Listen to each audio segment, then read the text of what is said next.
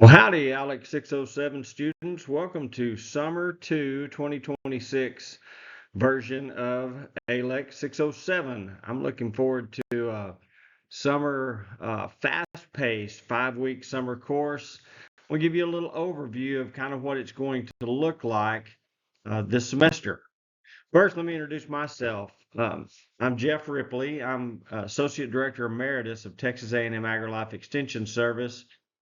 I spent most of my career as involved in the county aspect of Texas A&M AgriLife Extension Service as a county extension agent, county extension director, district extension administrator, where I supervised county extension agents in a district, which was 18 counties in the coastal bend.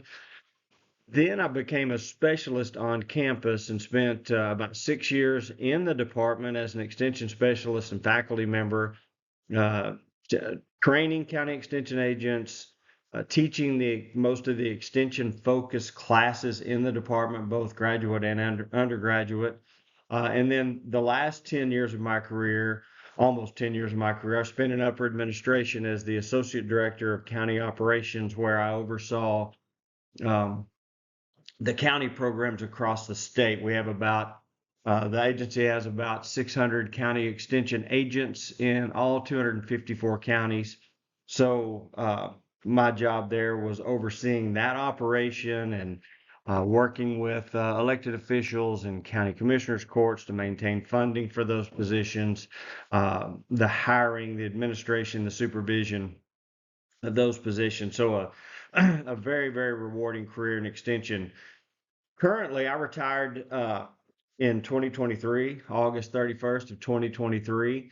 I have two businesses that I run in the Franklin area. One is a livestock operation, and then one is the local hardware store, which I own and manage. And I'm still teaching classes, so stay relatively busy. I'm married. My wife Tina and I have 4 kids, one grandchild, and we spend as much time as we can with family, but obviously we stay very busy. My wife still works in her career as well, so uh, uh, not slowing down just because we retired or just because we've kind of changed course. But I really enjoy teaching. This is something that I think is critical. To me, someone who's done the work is a much more valuable teacher or professor in a college course than someone who is not. So I really enjoy teaching classes that relate to extension and relate to things that I've done. And I think this class does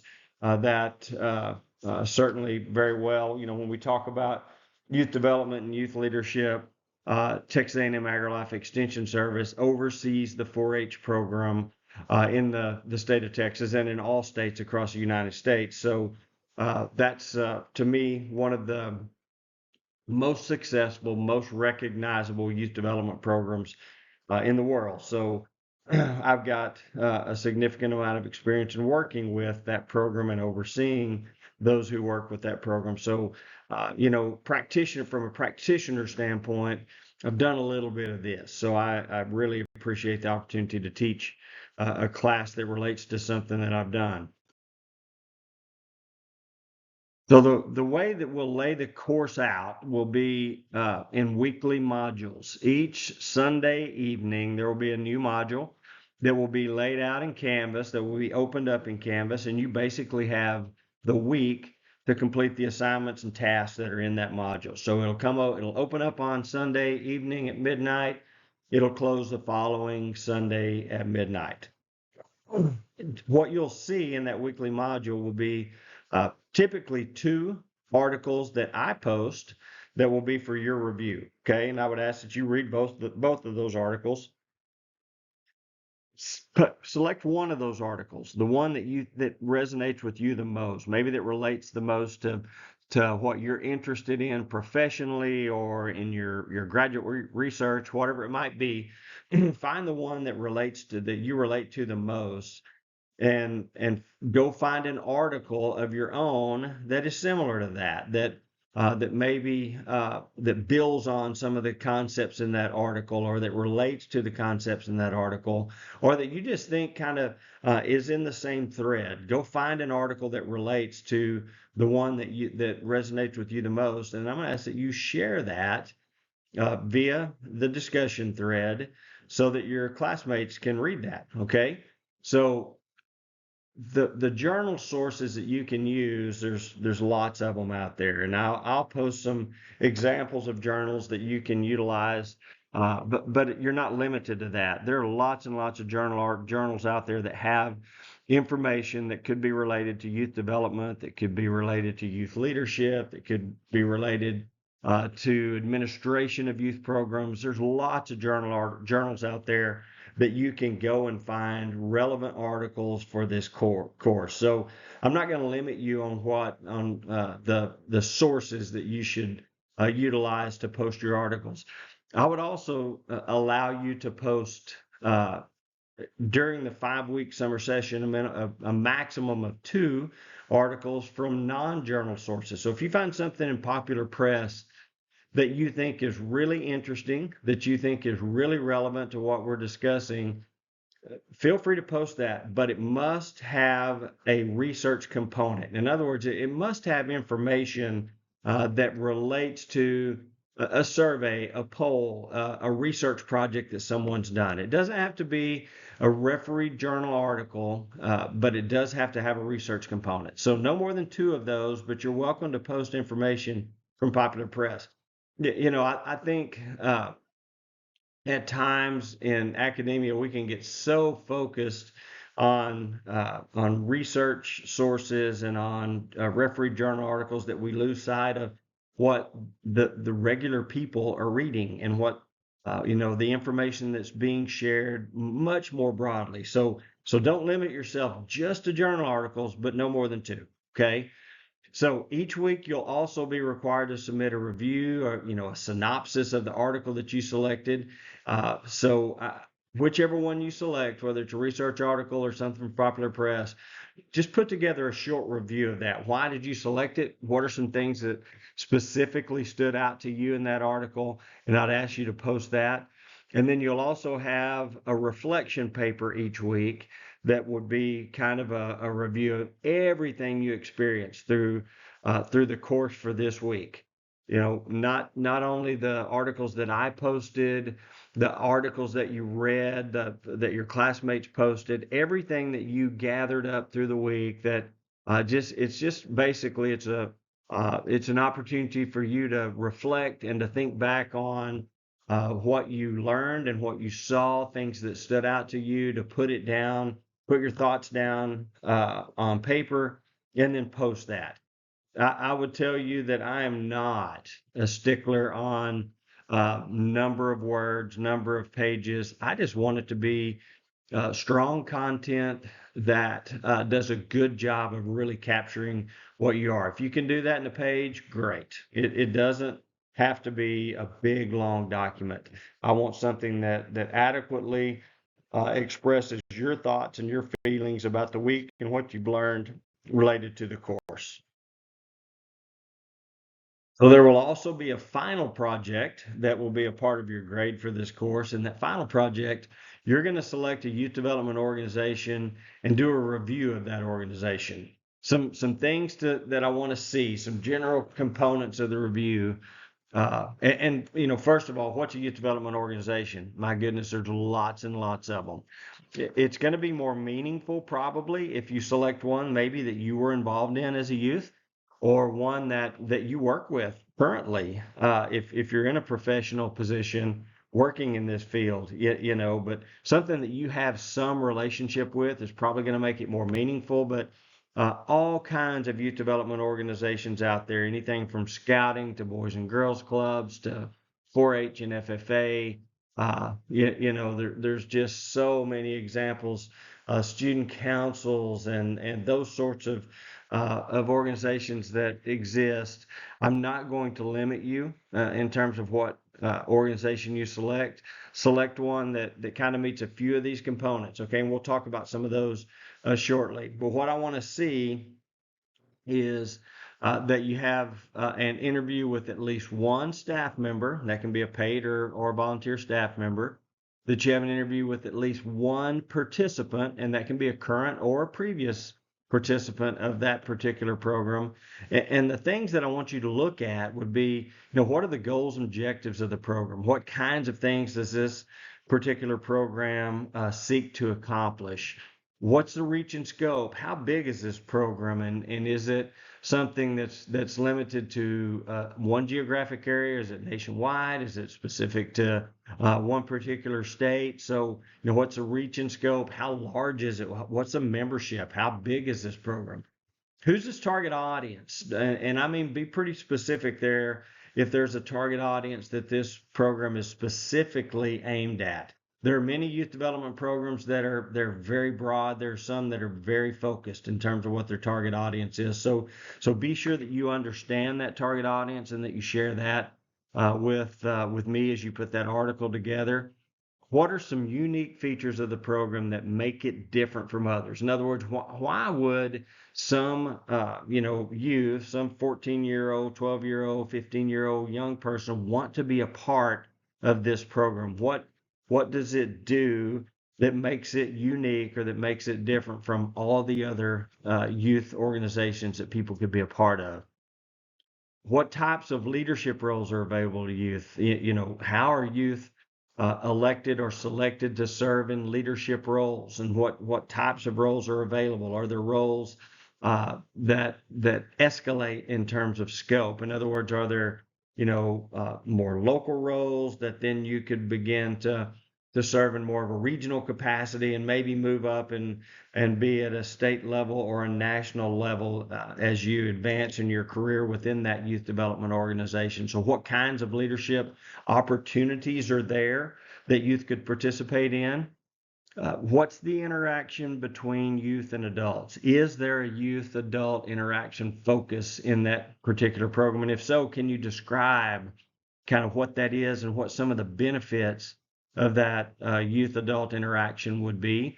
Okay, and then anything else that you find in your research about this program that you think is interesting, is relevant, or that makes it unique. So again, I'm not a stickler for length. I just think it needs to be a comprehensive review that would, I could take that, or someone that you share this with could take that information and have a greater understanding of the youth development organization that you selected and why they might want to encourage others to be a part of this. That's kind of what we're looking for in your final project review.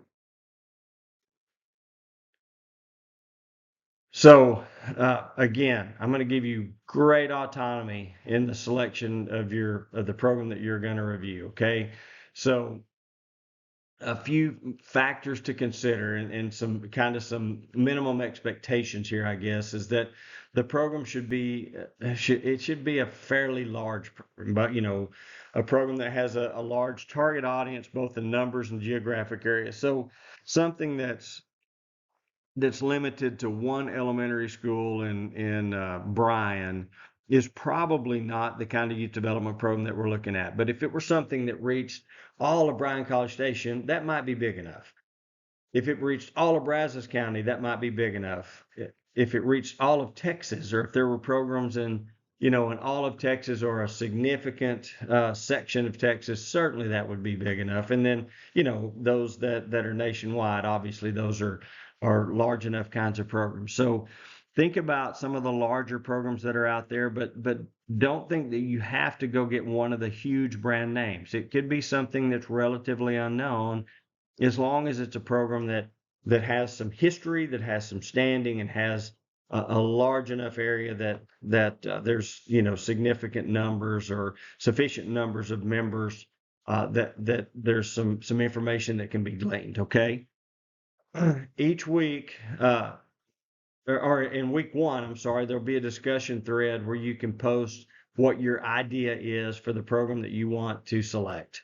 So this week, there's going to be a discussion thread that will be open.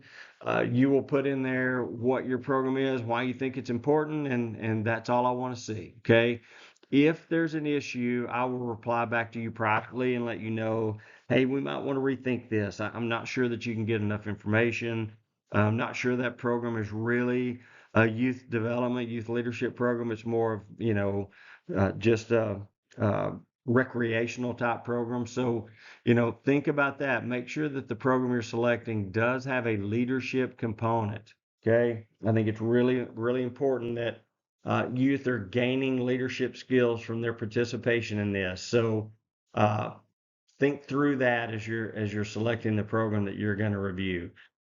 There's, if 5 of you select the same youth development program, that's fine. It doesn't matter to me. I think, if there are a bunch of you that were involved in scouting, or there were a bunch of you that were involved in FFA or 4-H, that's fine. It doesn't matter to me if a number of you select the same program. I think you're going to obviously interview different people. You're going to come up with different uh, things that make that program unique, and I think it's just going to be the data that we collect will be richer. So it doesn't matter to me how many of you select a particular program.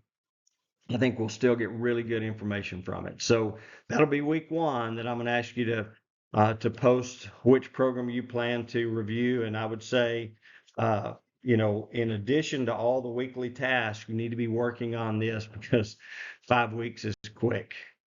And that brings me to kind of some final notes here. This will be a fast-paced class. Any 5-week summer session class is going to be fast-paced. This is a graduate course, okay? This is not a 5-week undergraduate course where we're going to have quizzes and tests. Y'all are self-directed learners. Grad students, if you are not a self-directed learner, you're not going to be successful in grad school.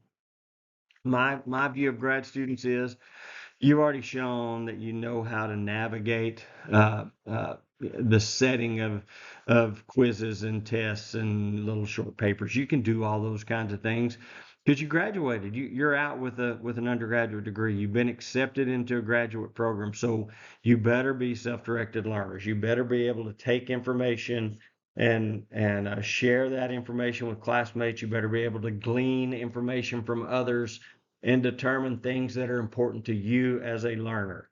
That's the whole purpose of a graduate course. What you do and how you put information together and how you share that is going to make this course stronger and more enriching for everyone. So I'm not going to be one of those professors that will stay on you to get things turned in on time, like I might have to do an undergraduate student. I'm not going to be one of those that sends out reminders that, don't forget this is due today. You're grad students. I'm going to depend on y'all to keep up, to get things turned in, to provide solid, in-depth discussion and review of information. I think that's a minimum expectation for grad students. I have no doubt that y'all are going to do that. And I really look forward to learning more about each of you and to reading your thoughts as we go through this class. I learn as much from grad students as y'all learn from me. I will promise you that. So I look forward to working with you this semester. If you need me, you can reach me at probably my private email is the best. It's listed there, jripley66@gmail.com. No, that does not mean I'm 66 years old, although I'm close. My cell phone number is listed there, 979-204-8564. Text works great with me. Again, I'm pretty fast-paced during the day. It's sometimes hard to get in touch with me, but if you text me or you send me an email on that personal email, I'll get back to you that day for sure if there's something that you need. I look forward to the semester, look forward to getting to know each of you. Again, don't hesitate to reach out. Thanks, and giggle.